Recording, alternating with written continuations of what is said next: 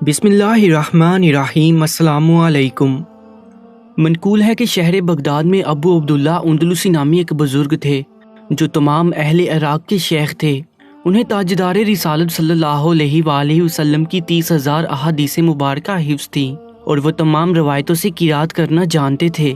ابو عبداللہ اندلسی ایک مرتبہ اپنے اصحاب کے ساتھ سیر و سیاحت کے لیے روانہ ہوئے، جن میں حضرت سیدنا جنید بغدادی اور حضرت سیدنا ابو بکر شبلی رحمۃ اللہ علیہ وغیرہ مشایخ عراق میں شامل تھے۔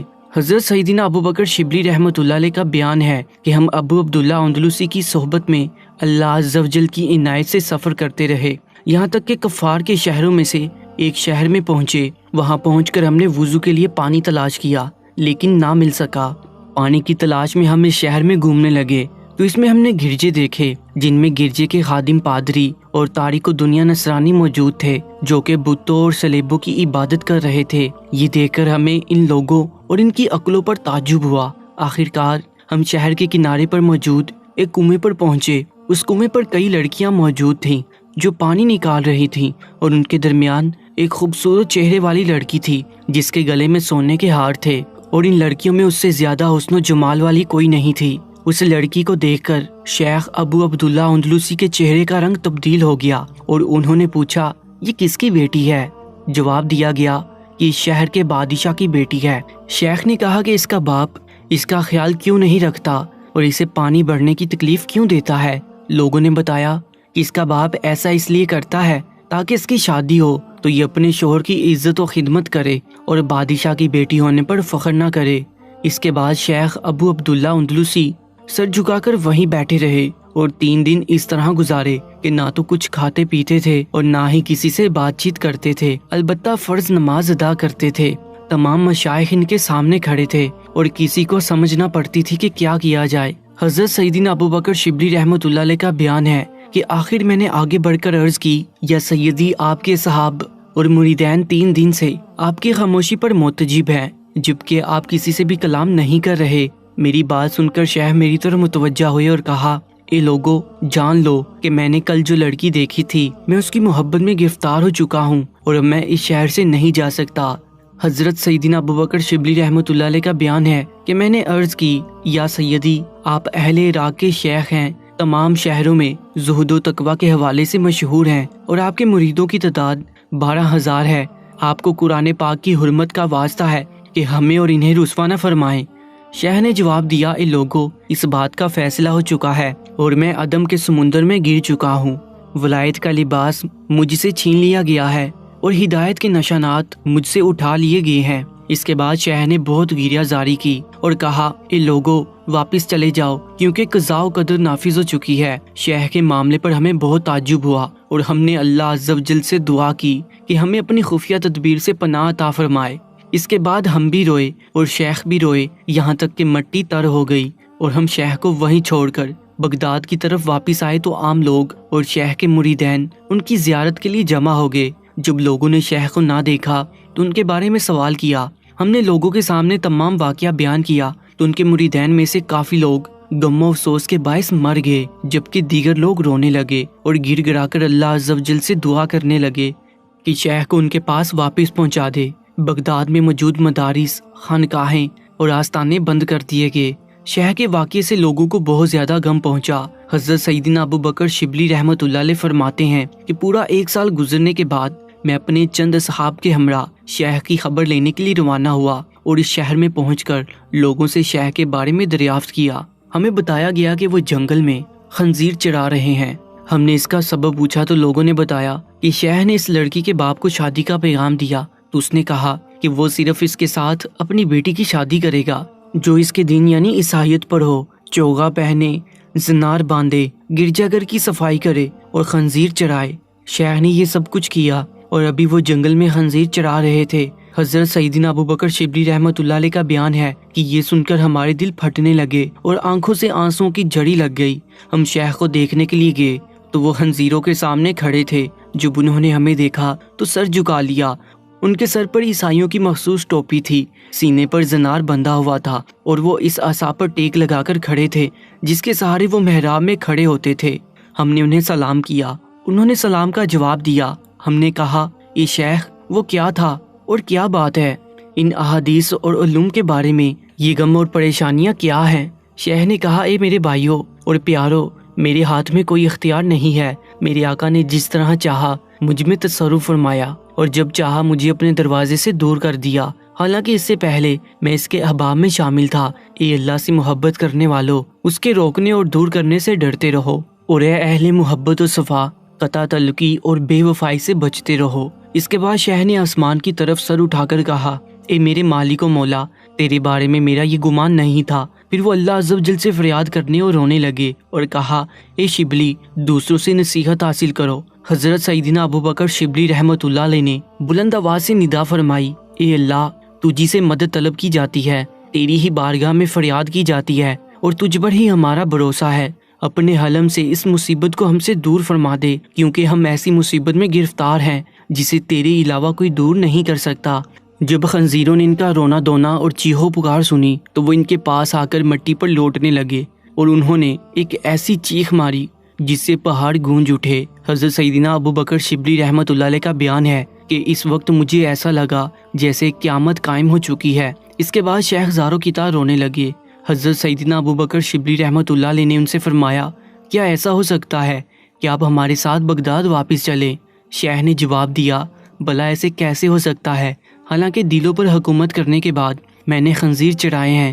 میں نے کہا، اے شیخ، اور اسے 7 قسم کی قراتوں سے پڑھتے تھے، کیا اب بھی آپ کو قرآن پاک کا کچھ حصہ یاد ہے؟ شیخ نے جواب دیا، میں قرآن پاک کو مکمل طور پر بھول چکا ہوں، البتہ مجھے 2 آیات یاد ہیں۔ میرے پوچھنے پر شیخ نے بتایا کہ ایک تو یہ آیت ترجمہ، اور جسے اللہ ذلیل کرے اسے کوئی عزت دینے والا نہیں، بے شک اللہ جو چاہے کرے، اور دوسری آیت ترجمہ، اور جو ایمان کے بدلے کفر لے وہ ٹھیک راستے سے بہک گیا۔ میں نے کہا، اے شیخ، آپ کو حضور صلی اللہ علیہ وآلہ وسلم کی 30,000 احادیث یاد تھیں، کیا اب بھی ان میں سے کوئی حدیث یاد ہے؟ شیخ نے کہا، صرف ایک حدیث یاد ہے، یعنی جو اپنا دین تبدیل کرے، یعنی مرتد ہو جائے تو اسے قتل کر دو۔ حضرت سیدنا ابو بکر شبلی رحمۃ اللہ علیہ کا بیان ہے کہ ہم شیخ کو وہیں چھوڑ کر واپس آ گئے اور ہم ان کی حالت پر حیران تھے۔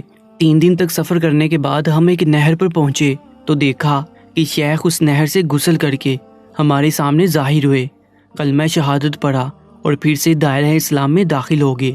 جب ہم نے شیخ کو اس حالت میں دیکھا تو خوشی و مسرت کے باعث ہمیں اپنے اوپر قابو نہ رہا۔ شیخ نے ہمیں دیکھ کر کہا، اے لوگو، مجھے پاک کپڑے دو۔ ہم نے شیخ کو کپڑے دیے تو انہیں پہن کر انہوں نے نماز ادا فرمائی اور بیٹھ گئے۔ ہم نے شیخ سے کہا، تمام تعریفیں اللہ عز و جل کے لیے ہیں جس نے آپ کو ہمارے پاس واپس پہنچا دیا اور ہمیں جمع فرما دیا۔ آپ پر جو گزری وہ ہمیں بیان فرما دیں۔ شیخ نے کہا، جب تم لوگ میرے پاس سے واپس گئے تو میں نے پرانی محبت کے طفیل اللہ عز و جل سے دعا کی اور عرض گزار ہوا، اے میرے مولا، میں گناہ گار اور خطا کار ہوں۔ اللہ عز و جل نے اپنے فضل و کرم سے مجھے معاف فرما دیا اور اپنے پردے سے مجھے ڈھانپ لیا۔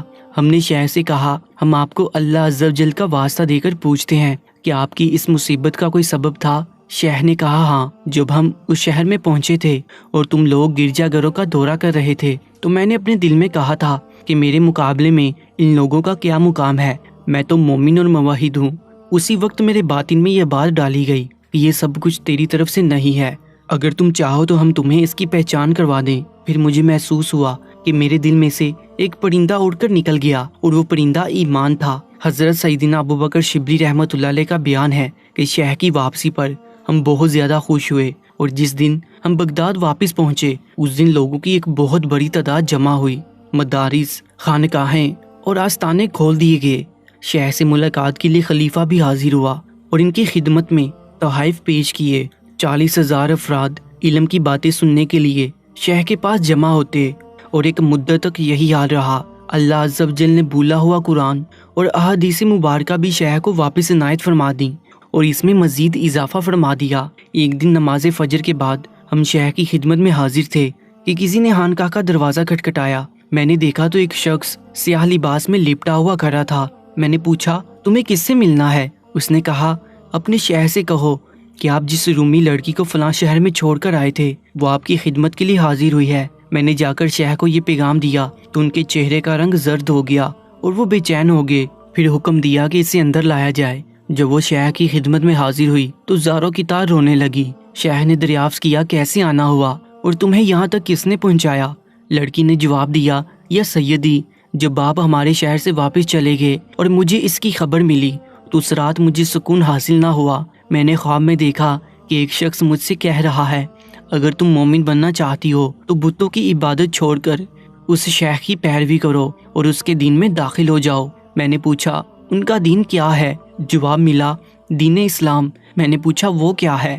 تو خواب میں آنے والے نے بتایا، اس بات کی گواہی دینا کہ اللہ عز و جل کے سوا کوئی معبود نہیں اور محمد صلی اللہ علیہ وآلہ وسلم اللہ عز و جل کے رسول ہیں۔ میں نے پھر سوال کیا کہ میں شیخ تک کیسے پہنچ سکتی ہوں؟ اس شخص نے کہا، اپنی آنکھیں بند کر لو اور اپنا ہاتھ مجھے پکڑا دو۔ میں نے ایسا ہی کیا۔ وہ شخص مجھے لے کر تھوڑا سا چلا اور پھر کہا، اپنی آنکھیں کھول دو۔ میں نے اپنی آنکھیں کھولی تو میں دریائے دجلہ کے کنارے موجود تھی۔ اس شخص نے کہا، فلاں خانقاہ میں جاؤ، شیخ کو میرا سلام پہنچانا، ان سے کہنا کہ آپ کا بھائی ہزر آپ کو سلام کہتا ہے۔ شیخ نے اس لڑکی کو اپنے پڑوس میں جگہ دی اور فرمایا، یہاں رہ کر عبادت کرو۔ وہ لڑکی اپنے زمانے کی بہت بڑی عبادت گزار تھی، دن کو روزہ رکھتی، رات کو قیام کرتی، یہاں تک کہ اس کا جسم کمزور اور چہرے کا رنگ متغیر ہو گیا۔ پھر وہ مرض الموت میں مبتلا ہو کر مرنے کے قریب ہوگی، لیکن شیخ نے اسے نہ دیکھا تھا۔ اس لڑکی نے لوگوں سے کہا، شیخ سے کہو کہ میری موت سے پہلے میرے پاس تشریف لائیں۔